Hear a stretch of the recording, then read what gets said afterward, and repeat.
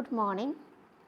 Today we can discuss about Abu Hamid al-Ghazali.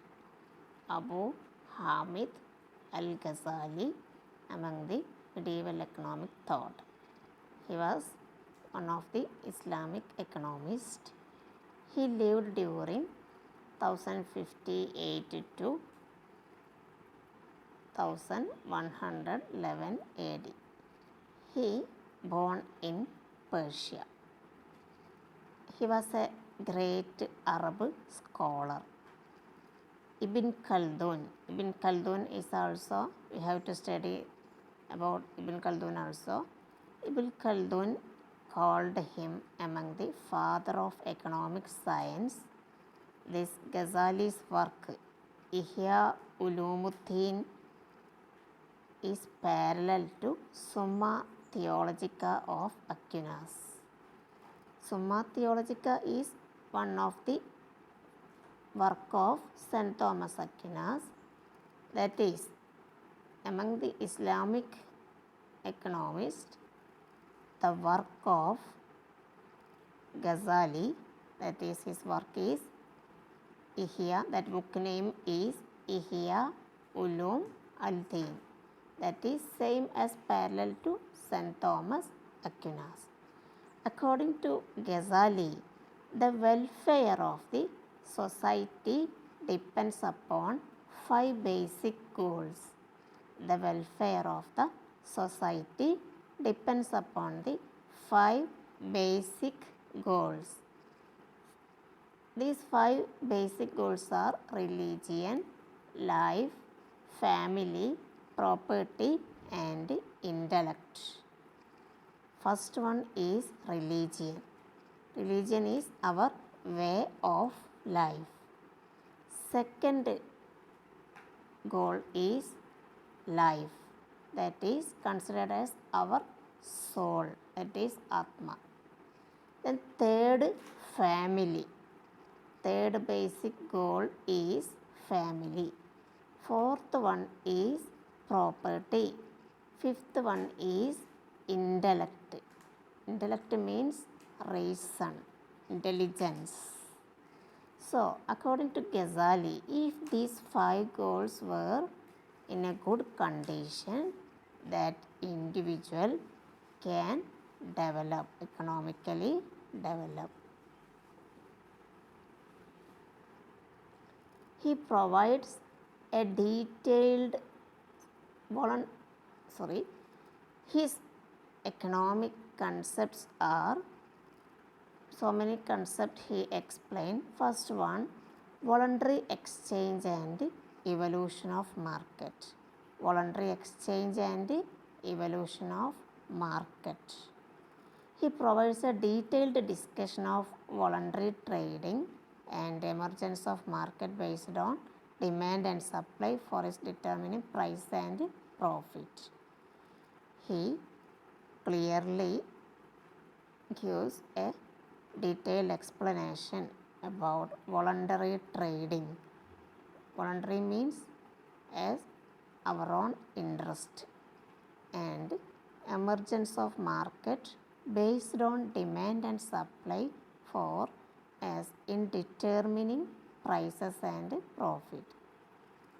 As per our own interest, we are determining price depending upon the demand and supply of the product in the market, that we have already studied in the microeconomics. You see, most of the European economists took economic ideas from these medieval economic thought. Actually, their ideas are not a first idea. They copied ideas from medieval economic thought. So, he clearly explained about the factors of demand and supply in determining role of the price. Trade means mutual exchange of goods and services. Mutual exchange means if we are giving price to any seller, that seller will give product to us, that is mutual exchange of goods and service. Gazali also described upward supply curve and leftward demand curve. We know demand curve have downward sloping and supply curve is upward sloping. He clearly explained this matter in his book. His concept of just price is equilibrium price. He used the term as just price for equilibrium price. He suggested to sellers to receive only normal price. He suggested to sellers to receive only normal price. He considers false advertisement as one of the evil of market. False advertisement is not a good activity. So, he strongly recommended no one should take false advertisement. It is a evil. It must be prohibited and avoided. False information about weight, price, quantity is also fraud activity. We know now the sellers are showing increasing in the weight and they are charging more price for the product and they are trying to reduce our quantity. It is a fraud activity. These matters also clearly explained in his Ulumuddin. Then market are to function freely in good manner.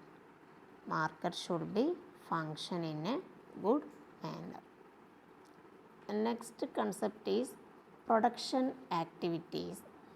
Ghazali described various kinds of production activities in terms of their social importance. Ghazali explained different types of production activities in terms of their social importance. First one, basic industries. Basic industries are considered as agriculture, textile, construction activities, government activities. Here government activities means provision of infrastructure, basic facilities to the society. So agriculture, textiles, construction and government activities are included in the basic industries. Next one is ancillary activities. Among the ancillary activities, he included iron work, mineral exploration, forest reserves, etc. Third one is complementary relating to basic industries, that is grinding, baking of agriculture products.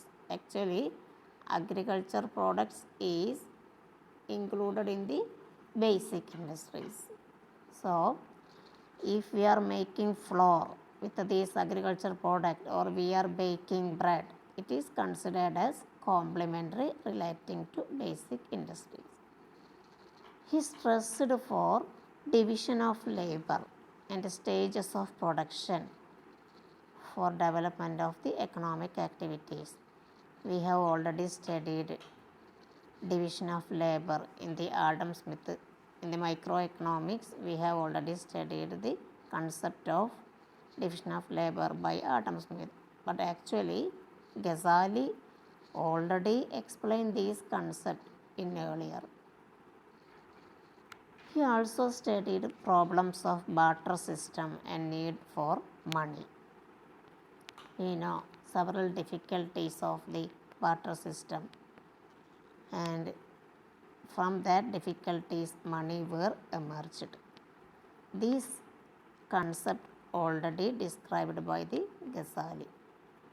Then next concept is state. It is the duty of the state, it is the duty of the government to keep people living together harmoniously. Harmoniously means good relation and in cooperation with each other for their livelihood. state must establish justice, peace and security in the nation. So, duty of the government is to keep people living together harmoniously, good relation, and they should protect cooperation, and they should find employment for people. Then state must establish justice, peace, security, etc. Then next one is revenue. Sources of revenue are zakat and fair. We have already understood what is fair. Land tax imposed to non-Muslims. Property without heir. Property without heir means if any individual have no son or daughter, that is property without heir. Then charitable endowments. War booty. War booty means things who got through war. Must use in productive way. Public borrowing is also one of the source of revenue. Public borrowing is also considered as one of the source of revenue. So, Gazali's main ideas are society depends upon 5 basic goals: religion, life, family, property and intellect. Then he also described voluntary exchange and evolution of market, and he also explained about production activities, role of state and revenue. These are the major ideas of the Ghazali. Then next economist, Islamic economist is Iben Tamiya. He lived during 1263 to 1328 AD. He born in Syria. His full name is Taqiyuddin Ahmad bin Abd al-Halim. Taqiyuddin Ahmad bin Abd al-Halim. Simply we can say Iben Tamiya. Iben means son of Tamiya. He explained, seller have freedom of entry and exit. Buyers have knowledge about the price. Freedom of choice, fair price, honesty are features of free market. Actually, these features are the characteristics of perfect competition market. We clearly studied what are the features of perfect competition market: large number of buyers and sellers, freedom of entry and exit, good knowledge about the price, fair price. So, he clearly already discussed this concept. He also discussed demand, supply, shift in demand, shift in supply. These shifts are act of God. He believed these shift of demand and supply are act of God. Price is fixed by administrative units.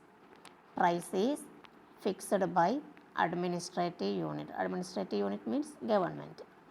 If the price is too low, it leads to reduce profit of and encourage hoarding. If price is very low, it will hurt producers, because if the producers will not get a normal price, they will affect so many problems. So they will start or encourage hoarding. So it must be prohibited. So he recommended normal price. He explains the determinants of demand which affect price are intensity of demand, scarcity of goods, credit condition and discounts for cash payments. That we already studied what are the factors of determining demand. Scarcity of goods, then intensity of the demand, credit condition, discount, etc. will affect demand. Then state should restrict monopoly situation in the market. Government should prohibit monopoly situation.